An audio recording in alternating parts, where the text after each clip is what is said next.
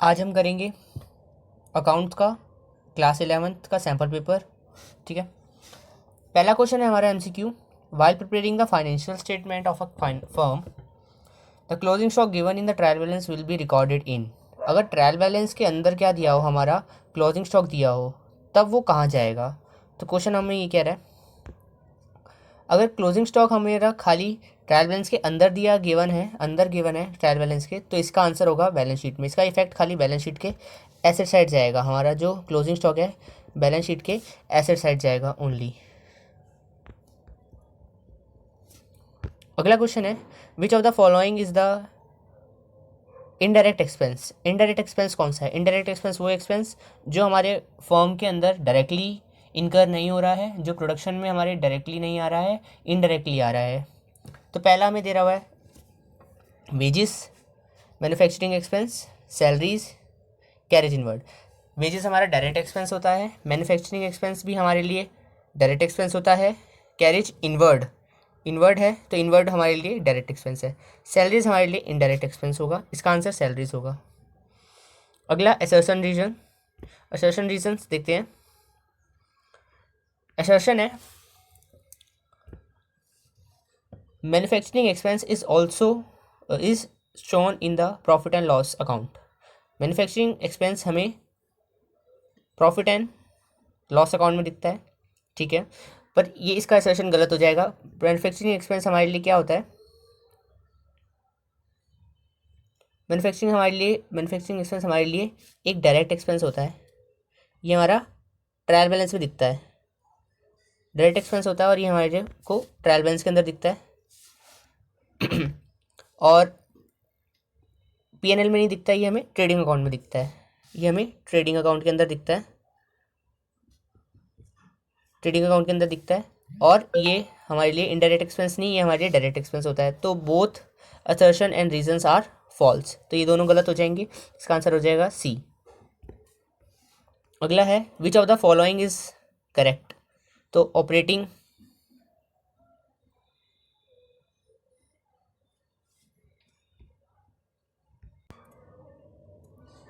तो हमारा इसका आंसर होगा which of the following is correct. तो इसमें बताने की कौन सा फॉर्मूला हमारा सही है। तो operating profit equals to net profit minus non operating expense minus non operating income, तो ये गलत हो जाएगा। Operating profit equals to net profit plus non operating expense plus non operating income, ये भी गलत हो जाएगा। Operating profit equals to net profit plus non operating expense minus non operating income, तो ये इसका सही हो जाएगा। तो इसका आंसर सी हो जाएगा। अगला देखते हैं।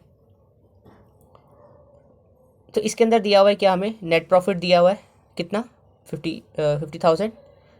इनडायरेक्ट एक्सपेंस दिया हुआ है 10,000। अदर इनकम दिए हैं 8,000। तो ग्रॉस प्रॉफिट पूछ रहा है इसके अंदर, तो इसका आंसर हो जाएगा हमारा 52,000 इसका आंसर हो जाएगा। अगला देखते हैं। The cash balance is showing the cash book हमें शो कर रहा है कितना, 3,000 का डेबिट बैलेंस यानी फेवरेबल बैलेंस बोल रहा है ये, यानी debit side is more than हमारा क्रेडिट साइड। तो अगला है, when composed with the passbook bank statement it was found that one of the debtor has been posted 2,000 directly into the bank and the bank charges 100 has not been recorded in the cash book। Balance of the passbook पूछ रहा है ये, हमें cash book का balance दिया हुआ है, हमें पासबुक का बैलेंस निकालना है। तो इसका आंसर हो जाएगा 4,900। कैसे हो जाएगा देखते हैं अभी हम। कह रहा है कि 3,000 का हमारा बैलेंस दिया हुआ था, 3,000 का हमारा बैलेंस दिया हुआ था। When the composed with the, जब हमने टैली किया किससे, पासबुक से, तो ये हमें पता चला कि एक जो डेटर थे हमारे, उन्होंने डायरेक्ट 2,000 का हमारे बैंक के अंदर क्या डाला हुआ था, एक चेक डाल दिया था। और बैंक चार्जेस हमारे कितने लग गए थे, 100 रुपये। तो बैंक चार्जेस हमारे लग गए थे 100 रुपये, और जो हमने रिकॉर्ड नहीं किया था। तो इसका आंसर क्या हो जाएगा, हम सीधा डायरेक्टली इसमें क्या करेंगे, बैंक चार्जेस हमारा बैंक में से माइनस हुआ होगा, हमने कैश बुक में से माइनस नहीं किया होगा, तो अब कैश बुक में से माइनस कर देंगे। हमारे पास कैश बुक का बैलेंस है तो हम कैश बुक के हिसाब से चलेंगे। कैश बुक हमारी बड़ी होगी और हमारी बैंक पासबुक हमारी कम होगी, तो हम 100 रुपीज़ कैश बुक में से माइनस कर देंगे, क्योंकि हमारी कैश बुक में से माइनस नहीं हो रखा तो इसमें से माइनस कर देंगे। और 100 रुपीज़ माइनस कर देंगे। और जो 2000 रुपीज़ है जो डायरेक्टली डेटर ने हमारे बैंक के अंदर पोस्ट कर दिए हैं, 2000 रुपीज़ ऐड कर देंगे और 100 रुपीज़ डायरेक्टली माइनस कर देंगे हमारी कैश बैलेंस में से। तो हमें क्या मिलेगा, पासबुक का क्रेडिट बैलेंस मिलेगा, ना कि डेबिट बैलेंस, बिकॉज दोनों का अपोजिट चलता है।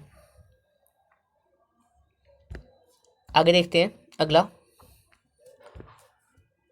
The goods worth ₹10,000 use by the proprietor for the personal use. Personal use के लिए प्रोप्राइटर ने 10,000 के गुड्स यूज़ करे हैं, तो ये हमारे लिए क्या हो जाएगी, सेल्स नहीं होगी, हमारे लिए परचेज भी नहीं होगा, गुड्स अकाउंट में भी नहीं आएगा, ये हमारे लिए क्या होगा, ड्राइंग हो जाएगा। तो हमारे लिए क्या होगा, ड्राइंग होगा।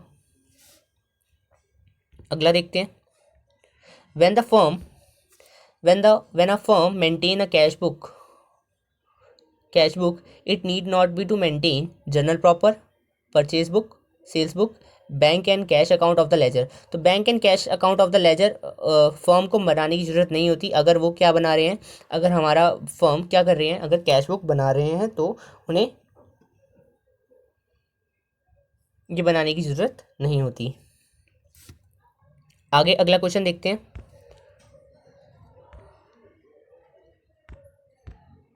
अगला है the credit purchase of the machinery will be recorded in. जो हमारा क्रेडिट परचेज हुआ है, अगर मशीनरी का क्रेडिट परचेज हुआ है, हमारी मशीनरी का, अगर हमारा क्रेडिट परचेज होता है ऑफ गुड्स तो हम लिखते हैं परचेज बुक के अंदर।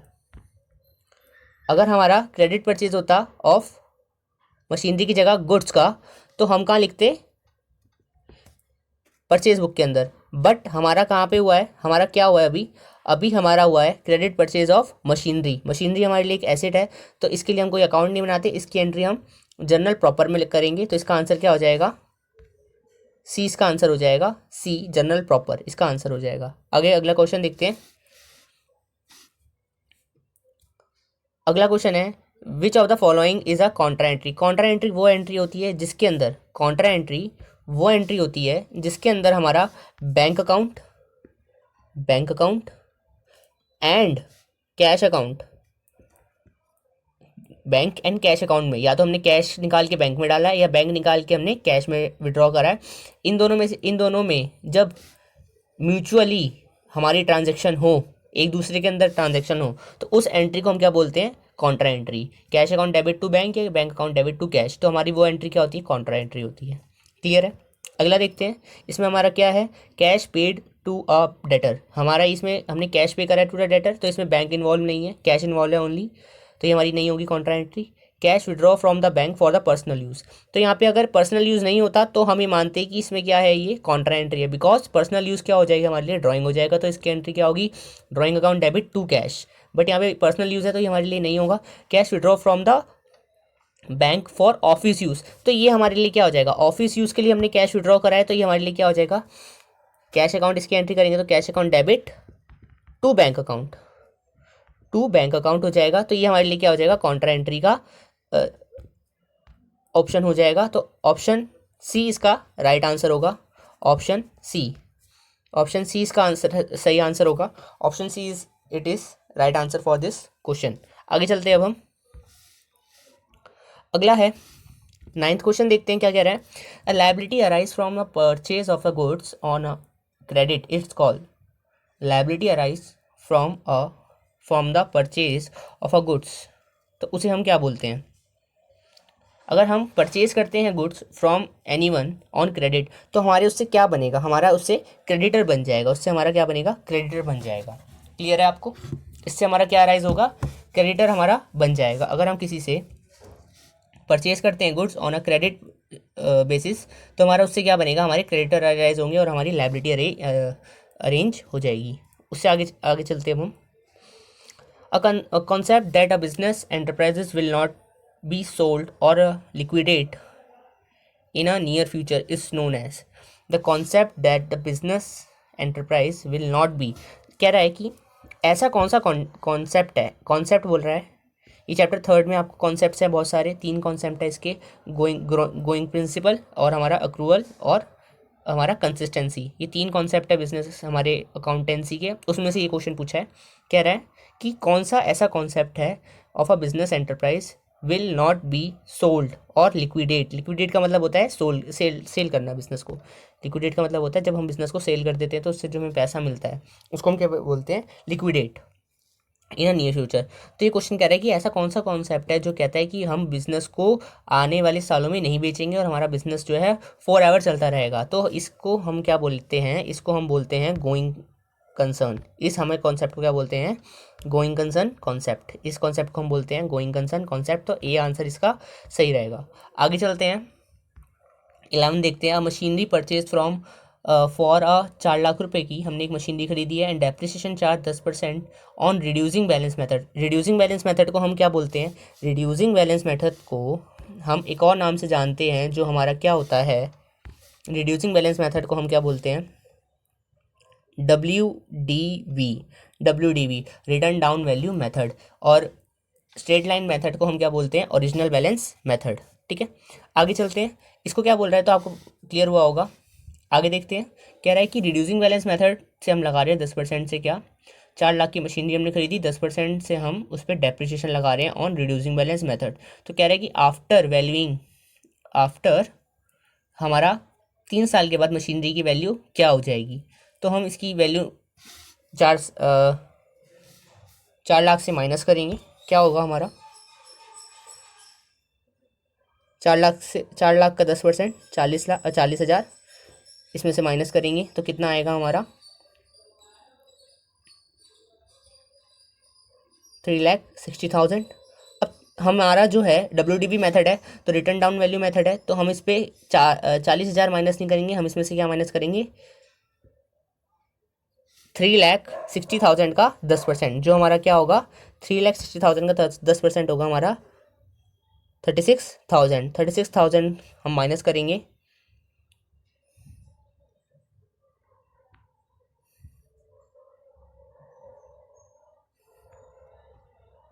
और इसको बाद हम एक और साल का माइनस करेंगे क्योंकि इसने बोला 3 साल का, तो इसका 10% निकालेंगे हम। तो इसके बाद इसका आंसर आएगा, इसका आंसर जो है, इसका आंसर आएगा माइनस करने के बाद ए आंसर इसका 2,91,600 इसका आंसर आ जाएगा। 2,91,600 इसका आंसर होगा। आगे देखते हैं अगला question, matching the following. Match the following कह रहा है कि decline in the value of coal by mining 10%।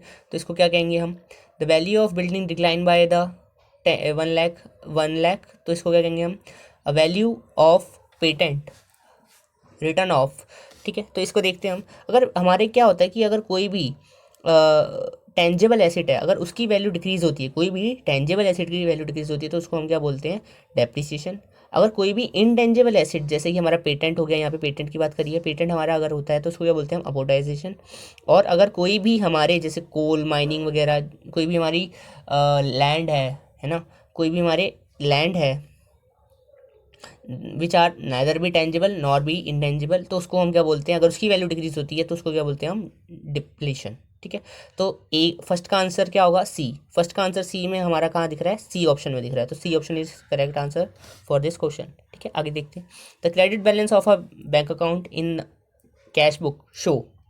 Credit balance of bank account in cash book show. Credit balance जो होता है, जो हमारा बैंक अकाउंट में दिखता है इन कैश बुक, वो क्या दिखेगा। तो इसमें हमारा क्वेश्चन पूछ रहा है,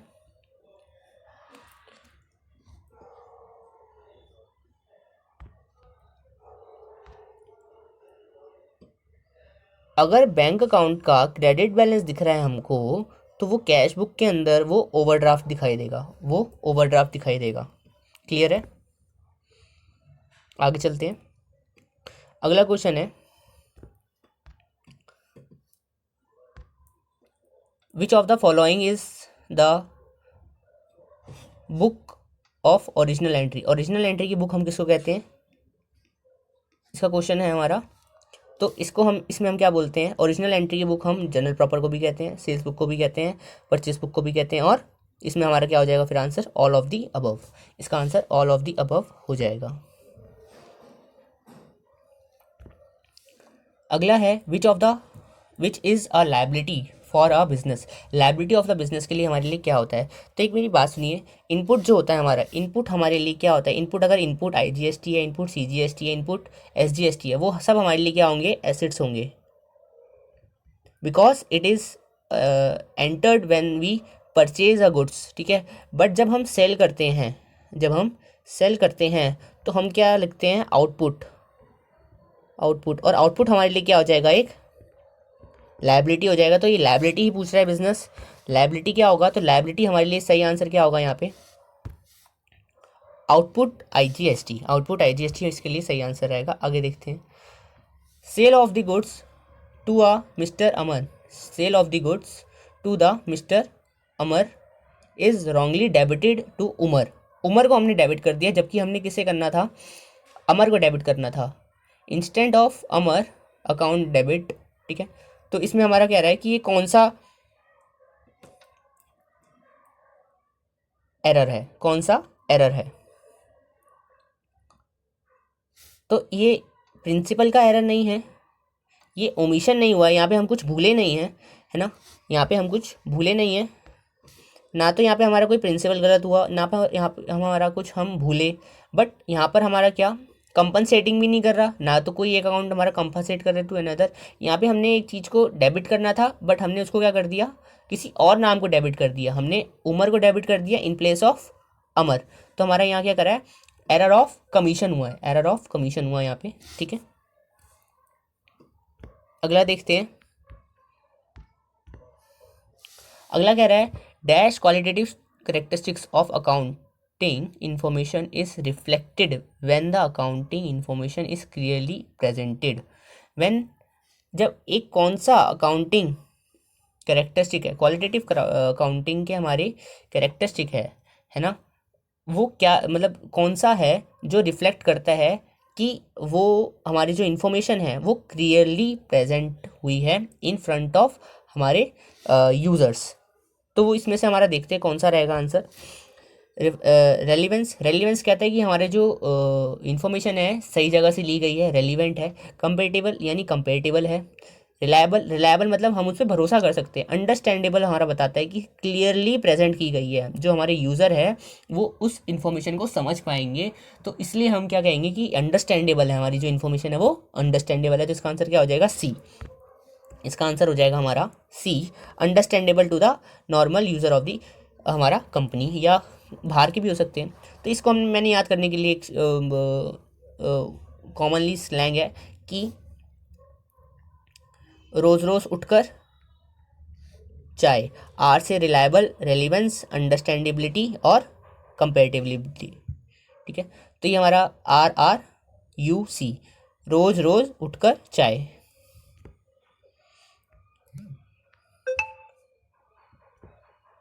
अगला है हमारा window dressing is an dash accounting. Window dressing क्या है, विंडो ड्रेसिंग होता है जब अकाउंट्स में हमारा क्या होता है, गड़बड़ी हो जाती है, सही इन्फॉर्मेशन हमारे यूजर्स को नहीं दिखाई जाती, तो उसको हम क्या बोलते हैं, वर्ड विंडो ड्रेसिंग बोलते हैं। तो विंडो ड्रेसिंग क्या होता है, विंडो ड्रेसिंग हमारे लिए एक लिमिटेशन है अकाउंट्स की, लिमिटेशन ऑफ अकाउंट्स है हमारी क्या, विंडो ड्रेसिंग। क्लियर है। अगला है if the rate of the gross profit is 25% on sale and the cost of good sold is this, the amount of sales पूछ रहा है। तो इस क्वेश्चन के लिए हम क्या मानेंगे कि हमारा जो ग्रॉस प्रॉफिट है ऑन सेल, तो हम अगर सेल को एक्स मान लेंगे, सेल्स को हम एक्स मान लेंगे, और हमारा जो ग्रॉस प्रॉफिट हो जाएगा GP हो जाएगा, वो क्या हो जाएगा 25% ऑफ एक्स। 25% ऑफ एक्स को हम क्या लिख सकते हैं, 1/4 of x equals to GP। Clear है। तो हमारा यहाँ क्या हो गया, 1/4 x equals to G P हो जाएगा। और इसको हम क्या लिख सकते हैं फर्दर, हमारा फॉर्मूला होता है ग्रॉस प्रॉफिट का, gross cost of goods sold का क्या होता है कि C O G S equals to sales minus G P minus G P.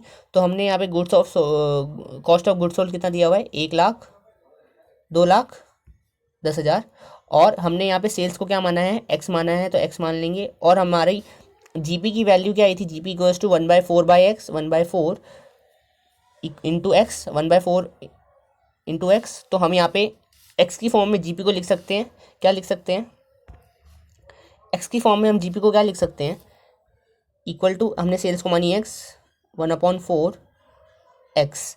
तो यहाँ पे हमारा क्या हो जाएगा, इसको हम फर्दर सॉल्व करेंगे तो ये क्या बनाएगा, 3x/4 इक्वल्स टू 2,10,000। ये फर्दर कट हो जाएगा 7 से और ये इंटू हो जाएगा। तो हमारी एक्स की वैल्यू क्या आएगी, हमारी एक्स की वैल्यू आएगी, ये इंटू हो जाएगा यहाँ पे, तो 28। तो ये क्या होगा हमारा, 2,80,000 हमारी सेल्स आएगी, 2,80,000 हमारी सेल आएगी। होप आपको समझ आया होगा ये चीज़। नहीं आया तो आप एक बार वीडियो रिमाइंड करके देख सकते हैं। क्लियर है। आगे देखते हैं इसका क्या हो जाएगा हमारा, इसका आंसर क्या हो जाएगा हमारा, none of the above, none of the above इसका आंसर हो जाएगा, none of the above, because यहाँ पे कुछ दे नहीं रखा, हमारा आंसर आया था 2,80,000 आया था हमारा आंसर, तो यहाँ पे नन ऑफ दी अबव इसका आंसर हो जाएगा। क्लियर है आपको। आगे चलते हैं। The net profit of profit and loss account indicates, क्या इंडिकेट करता है, नेट प्रॉफिट हमारा क्या इंडिकेट करता है, नेट प्रॉफिट हमारा आता कहाँ पर है, हम एक बार देखते हैं। नेट प्रॉफिट जो होता है हमारा प्रॉफिट एंड लॉस अकाउंट के डेबिट साइड आता है, कहाँ पर आता है, प्रॉफिट एंड लॉस अकाउंट के डेबिट साइड आता है, यहाँ पर हमारा नेट प्रॉफिट आता है। क्लियर है। तो वही बोल रहा है, क्या बोल रहा है कि जो हमारा नेट प्रॉफिट है वो हमारा कहाँ आता है, debit side of profit and loss account. तो ये क्या इंडिकेट करता है, ये इंडिकेट करता है कि हमारा जो डेबिट बैलेंस है of profit and loss account, credit balance है of profit and loss account, या हमारा debit side of the trading account, या नन ऑफ दी अबव। तो इसका हमारा आंसर क्या हो जाएगा, ये हमारे को इंडिकेट करता है credit balance of the, credit balance of the profit and loss account की क्रेडिट साइड हमारी ज़्यादा बड़ी है किससे, डेबिट साइड से, इसीलिए हमारा बैलेंस कहाँ पर आ रहा है, हमारा debit side of the profit and loss account, because हमारी जो इनकम है वो ज़्यादा है और हमारे जो एक्सपेंसेस है कम है, इसलिए हमारा क्या आ रहा है, नेट प्रॉफिट आ रहा है। क्लियर है आपको। यहाँ हमारे एमसीक्यूज खत्म होते हैं। अगला क्वेश्चन देखते हैं हम। कह रहा है कि हमें बैलेंस शीट का एक एक्सट्रैक्ट बनाना है, हमें बैलेंस शीट का एक एक्सट्रैक्ट बनाना है, एक शॉर्ट में बैलेंस शीट बनानी है, हमें ट्रायल बैलेंस दी है मैंने, तो हमें इससे बैलेंस शीट का एक्सट्रैक्ट बनाना है। क्लियर है। तो इसमें हमारा क्या होगा, बैलेंस शीट का एक्सट्रैक्ट बोल रहा है बनाने को, तो इसको हम कैसे बनाएंगे कि हमें डेटर्स दिए हैं, डेटर्स को हम क्या लिखेंगे, डेटर्स को हम दिए कहाँ लिखेंगे, हमारा बैलेंस शीट के एसेट साइड्स लिखेंगे। ठीक है। यहाँ पे हमारा बैड डेट आएगा। क्लियर है। और यहाँ पे हमारा डेटर आएगा, यहाँ पे हमारा पहले डेटर आएगा, पहला हमारा डेटर आएगा यहाँ पे, और फिर हमारे उसमें से माइनस क्या हो जाएंगे, बैड डेट्स हो जाएंगे, और आखिरी में जाके हमारा प्रोविजन फॉर डाउटफुल डेट हमारा माइनस हो जाएगा। ये सीक्वेंस होता है। क्लियर है आपको। ठीक है। आगे चलते हैं।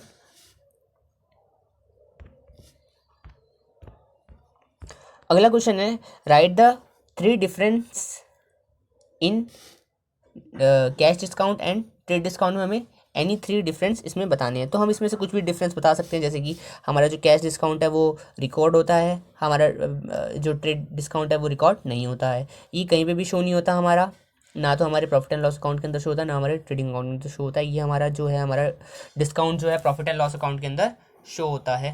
क्लियर है। और जो पहले हमारा क्या लगता है, पहले ट्रेड डिस्काउंट लगता है, उसके बाद हमारा कैश डिस्काउंट लगता है। तो आप ये 3 ऐसे लिखकर आप बता सकते हैं। क्लियर है।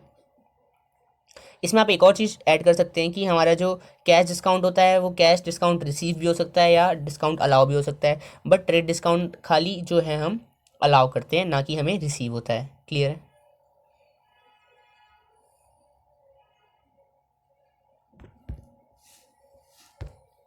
आगे चलते हैं। अगला क्वेश्चन है right any 3 difference in the provision and reserve. Provision and reserve में हम कोई भी 3 आप डिफरेंस बता सकते हो, जैसे कि हमारा रिजर्व जो होता है वो एंटिसिपेटेड होता है, अप्रोप्रिएशन होता है, सॉरी अप्रोप्रिएशन ऑफ हमारा प्रॉफिट होता है, और इट इज़ चार्ज अगेंस्ट, हमारा प्रोविज़न जो होता है हमारा चार्ज अगेंस्ट प्रॉफिट होता है, और ये कंपलसरी होता है, हमारा जो प्रोविज़न होता है वो कंपलसरी होता है, और हमारा रिजर्व कंपलसरी नहीं होता है। इसका एग्जांपल आप दे सकते हैं रिजर्व का, जैसे general reserve, and the provision का आप एग्जांपल दे सकते हैं जैसे कि हमारा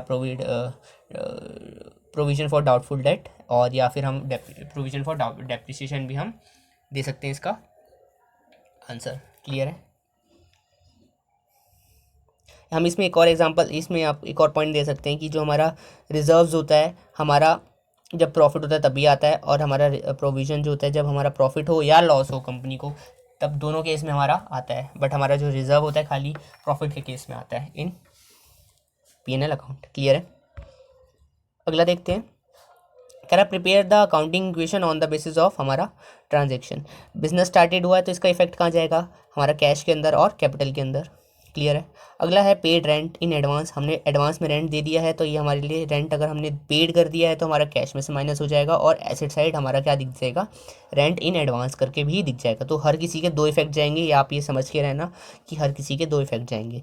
तो पेड रेंट इन एडवांस हमारा कहाँ जाएगा? कैश के अंदर हमारा माइनस हो जाएगा, और हमने पे कर दिया है इसलिए, और हमारा एसेट्स हमारे लिए बन जाएगा। तो रेंट इन एडवांस करके या प्रीपेड रेंट करके आप एक हेड बना सकते हैं। अगला है purchase goods for cash and credit. तो हमने जितने गुड्स कैश में लिए हैं उसमें से कैश में से हम उसमें से माइनस कर देंगे, 5000 हम माइनस कर देंगे, और 2000 की हम क्या बना देंगे? अपने पास लायबिलिटी बना देंगे, और कंबाइन करके हमारे 7000 रुपये जो है 7000 रुपये का हमारे क्या हो जाएगा? स्टॉक के अंदर ऐड हो जाएगा। क्लियर है? तो ये अच्छी एंट्री थी, आप एक बार ये दोबारा देखिएगा। क्लियर है? अगला देखते हैं sold goods for cash of costing 4000। 8000 के गुड्स हमने 4000 के गुड्स हमने कितने बेचे? 8000 के बेचे। क्लियर है? तो हमें प्रॉफिट कितने का हुआ? 4000 का हमें प्रॉफिट हुआ, तो ये प्रॉफिट हमारा कैपिटल में जाके ऐड हो जाएगा, कैपिटल में जाके ऐड हो जाएगा। और हमारे स्टॉक कितने से कम हो जाएंगे? हमारे स्टॉक कितने से कम हो जाएंगे? हमारे स्टॉक 4000 से कम हो जाएंगे, और हमें कैश कितने का मिला?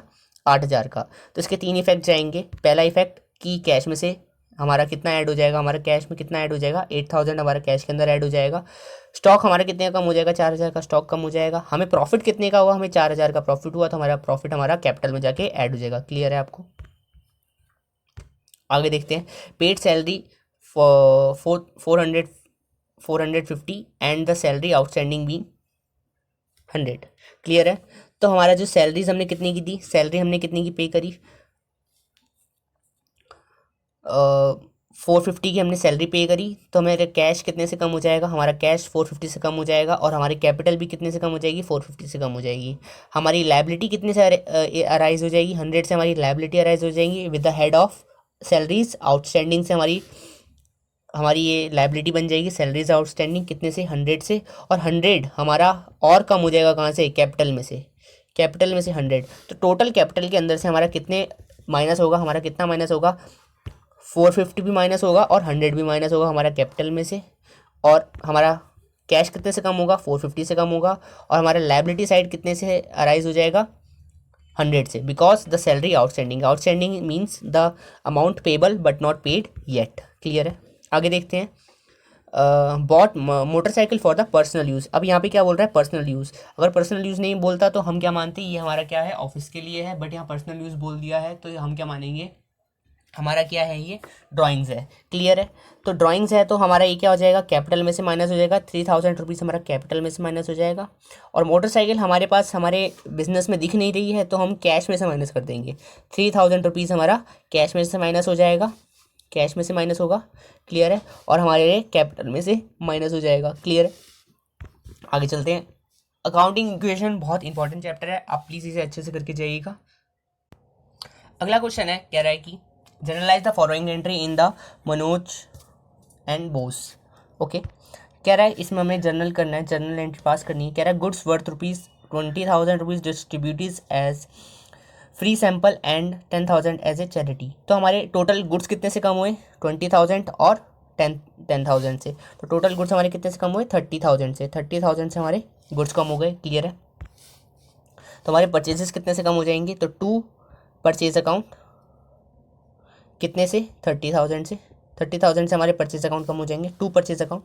और हमारा ऊपर डेबिट में क्या आएगा, फ्री सैंपल हमारे लिए एक्सपेंस है, free sample account debit, charity account debit to purchase account.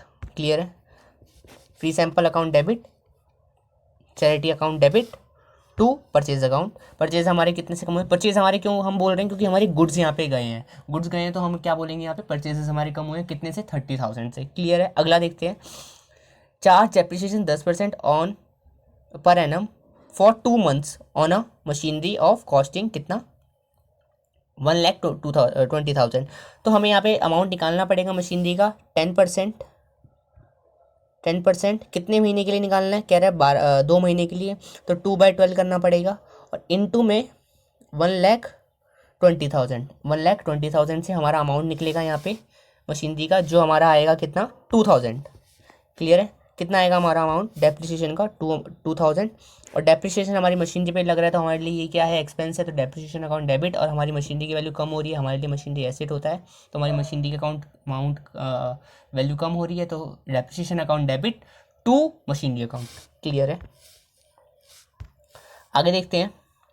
Provide interest on capital of 1,50,000 at 6% per annum for 9 month। ये भी सेम ऐसे ही आएगा, बट इंटरेस्ट ऑन कैपिटल की हमारी एंट्री देख लेते हैं। आपको मैंने अभी जैसे डेप्रिसिएशन का निकाला अमाउंट, वैसे इसका अमाउंट निकालना पड़ेगा, बट हमें इसका एंट्री देख लेते हैं। एंट्री ज़्यादा इंपॉर्टेंट है इसकी, बिकॉज ये रिपीटिवली पूछी जाती है क्वेश्चन के अंदर और पेपर के अंदर।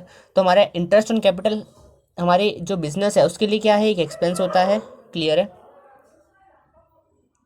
To capital account. क्लियर है, interest on capital account debit to capital account. Capital account debit में, क्रेडिट में क्यों आया, because it increases the capital of the proprietor. Clear है, आगे देखते हैं। अगला क्वेश्चन देखते हैं, कह रहा है लिमिटेशन ऑफ अकाउंटिंग हमारा 2 बता दीजिए। तो लिमिटेशन ऑफ अकाउंटिंग क्या हो जाता है, लिमिटेशन हो जाती है कि पहले हमारा की है window dressing, led to window dressing. Window dressing होता है कि मैनिपुलेशन इन द अकाउंट्स हो जाता है, और जो हमारी अकाउंट्स होती है वो कहाँ पे चलती है, हिस्टोरिक कॉस्ट पे चलती है। हिस्टोरिक कॉस्ट यानी अगर एक बार अमाउंट हमने क्या लिख दिया किसी मशीनरी का, तो वही हमारा जो है साल दर साल वही चलता रहेगा, उसका अमाउंट चेंज नहीं होता रहेगा। तो यानी जो इन्फ्लेशन जो है हमारी, वो रिकॉर्ड नहीं करता है हमारा कौन, अकाउंट्स। क्लियर है, आगे देखते हैं।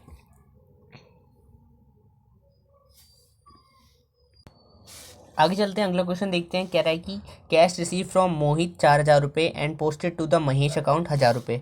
तो हमारा कहाँ से रिसीव हुआ था कैश, मोहित से रिसीव हुआ था, और हमने कहाँ पे लिख दिया, महेश अकाउंट में लिख दिया। तो हमारा कितने से कम हुआ, 3,000 से हमें कैश हमारा कम लिखा हमने। ठीक है, तो मोहित को अकाउंट को हम क्या करेंगे, पहले डेबिट करेंगे, सॉरी क्रेडिट करेंगे, बिकॉज हमें रिसीव हुआ है कैश, तो इसे क्रेडिट करेंगे। और महेश अकाउंट को हमें पहले क्या करा होगा, क्रेडिट करा होगा 10,000 रुपये से, खाली ओनली 1,000 रुपये से हमने इसे क्रेडिट करा होगा, तो इसे डेबिट करेंगे 1,000 से। डिफरेंस आएगा हमारा 3,000 का, उसको हम क्या लिखेंगे, सस्पेंस अकाउंट से। तो सस्पेंस अकाउंट डेबिट 3,000 से, महेश अकाउंट डेबिट 1,000 रुपये से, टू मोहित अकाउंट 4,000 से। क्लियर है, आगे देखते हैं। अगला देखते हैं क्या कह रहे हैं। कह रहा है the cheque of 5,800 receive from the run is full settlement of the account of 6,000 रुपये was dishonoured, no entry was passed. तो हमें कोई एंट्री पास नहीं करी, तो इसकी सिंपल एंट्री हो जाएगी क्या, कि रन अकाउंट डेबिट 6,000 से हमें कैश मिला, हमने कैश रिसीव किया,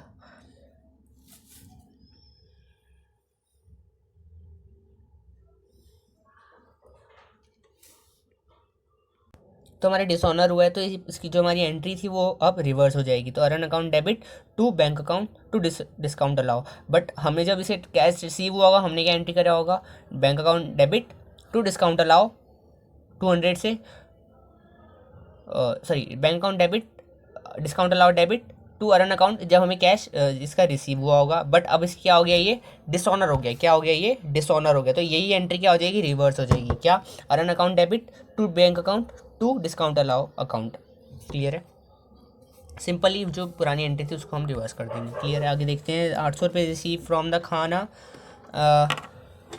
whose account has previously written off as bad debt was created to his account. Clear है, तो इसका क्या हो जाएगा, बैड डेट हमने पहले इसको लिख दिया था, तो अब बैड डेट हमें मिल गया है पैसे, तो हम क्या लिखेंगे इसको, Khanna account debit to bad debt recover account, bad debt recover account, इससे हम क्या कर देंगे, इसको क्रेडिट कर देंगे। क्लियर है।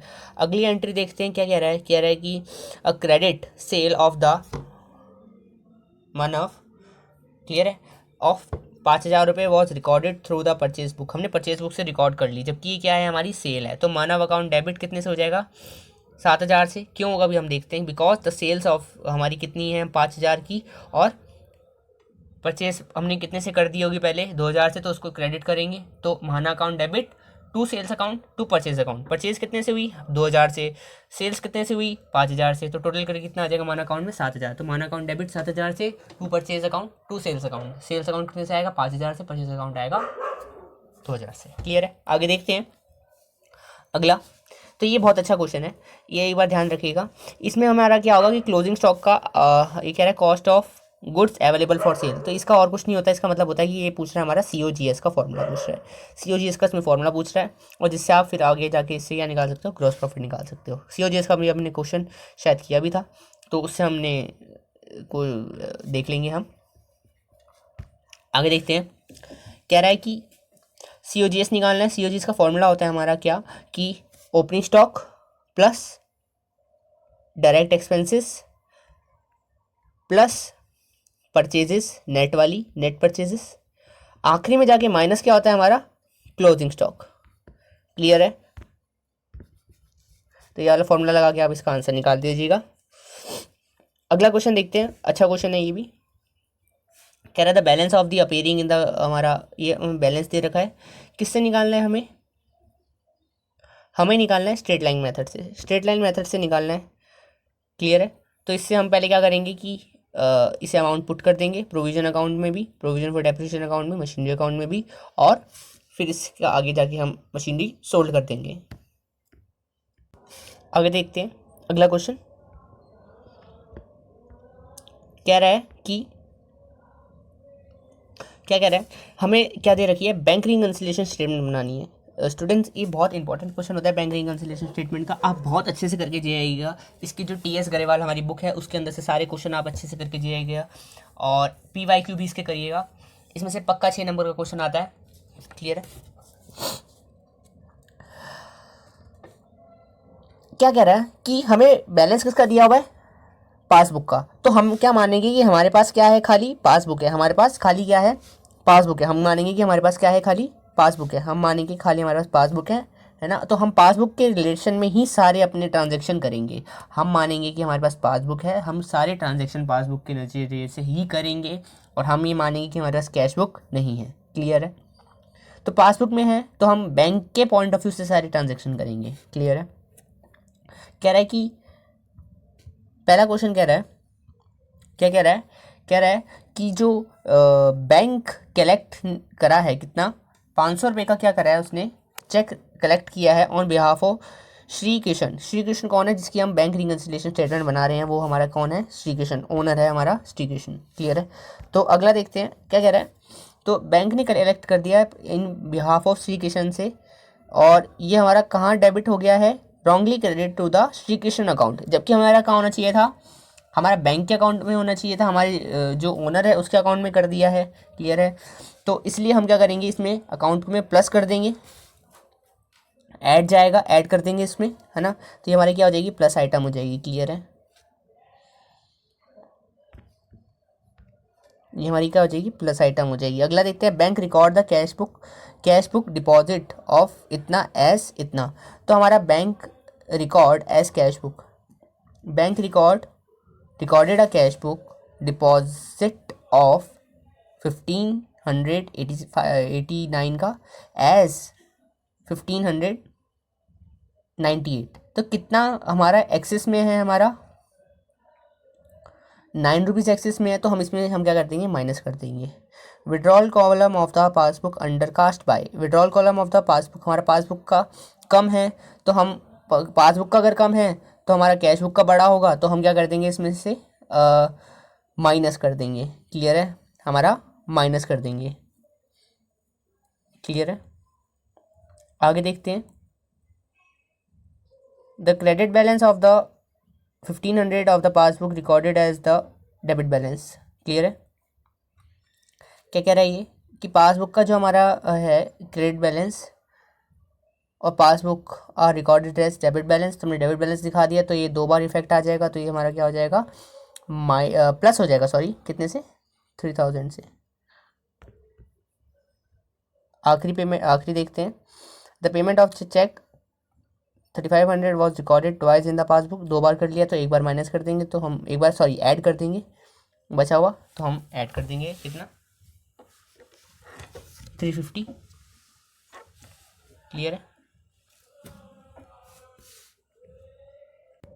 स्टूडेंट? आखिरी क्वेश्चन कर लेते हैं इसका।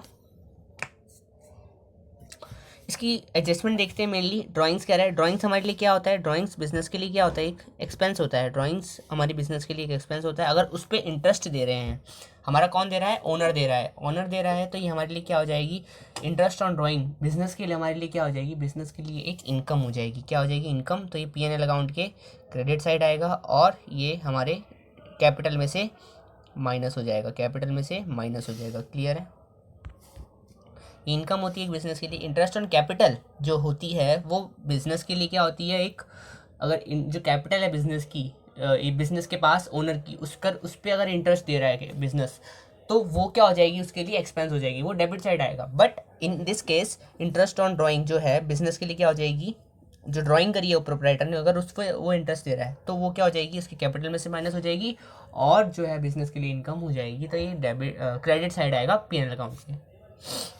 डेप्रिसिएशन चार्ज, तो डेप्रिसिएशन चार्ज होता है मोटरसाइकिल में से, तो ये हमारे लिए क्या हो जाएगा, एक्सपेंस हो जाएगा बिजनेस के लिए, डेबिट साइड ऑफ P&L। ठीक है, और मोटरसाइकिल में से माइनस हो जाएगा। बैड डेट है, बैड डेट जो है हमारे कहाँ हो जाएंगे, डेटर में से माइनस हो जाएंगे। उसके बाद जो है 5% हमारे सन्डे डेटर्स माइनस हो जाएंगे, और ये दोनों कहाँ जाएंगे, हमारे P&L अकाउंट के डेबिट साइड। ये पहले हमारा डेटर माइनस होगा, हमारे बैड डेट माइनस होंगे हमारे डेटर में से। उसके बाद जो है हमारा PPD, हमारा प्रोविजन फॉर डाउटफुल डेट जो है डेटर में से माइनस होगा, और इसका अमाउंट कहाँ जाएगा, हमारा P&L अकाउंट के डेबिट साइड। क्लोजिंग स्टॉक हमारे ट्रेडिंग अकाउंट के क्रेडिट साइड जाएगा, और हमारा एसेट साइड जाएगा कहाँ के, बैलेंस शीट के। अगला है रेंट आउटस्टैंडिंग।